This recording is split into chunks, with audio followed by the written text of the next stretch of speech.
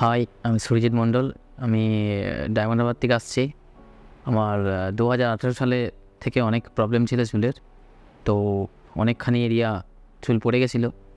তো এই বছরই আমি মোবাইলের মাধ্যমে জানতে পারি ক্লিনিকটার ব্যাপারে। আমি ডাক্তারের সাথে এসে কথা বলি। কথা বলার পরে সার্জারি সাজেশান দেয় ডাক্তারবাবু। জানুয়ারি মাসে আমি সার্জারি হই। তো আজকে 6 মাস হয়ে গেছে। এই আমার রেজাল্ট আপাতত আছে।